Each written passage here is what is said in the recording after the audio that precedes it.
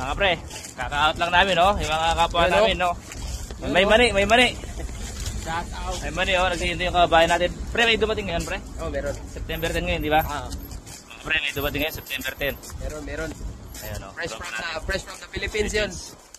Kaya yung mga iba dyan na nangangarap, pre, mga tropa mo, yayayin mo na mag-apply sila doon. Oo, apply na kayo dito kasi maraming mga opportunity dito. Kuyawa, discount ngayon, dog. Ah, sa'yo mo. Vlog mo yun. May bagong, Tapos dadin mo sa loob. Ayan na, nakarecord ka na. may bagong naratingin.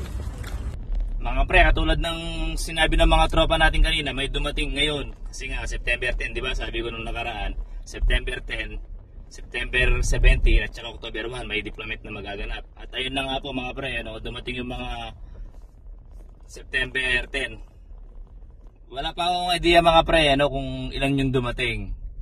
Makikita natin yan after 2 days mga pre, kasi magpapahinga pa may mga yan. Tsaka, may briefing pa, kukuha pa ng SIN number, account, bank account, tapos bibisitahin yung loob ng planta. So makikita natin yan after 2 days mga pre, sa loob ng planta. Kaya yung mga gustong pumunta rito mga pre, tandaan nyo, sa November, darating yung employer namin dyan. Huwag nyong aksayain yung panahon mga pre, huwag kayong magatubili. Applyan nyo na yan, baka malay mo, yung simpleng pagdidesisyon mong ganyan, baka matsambahan mo.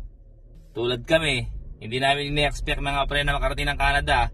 Kumbaga, yung simpleng decision lang namin, yung pala ang dahilan upang makapunta kami ng Canada.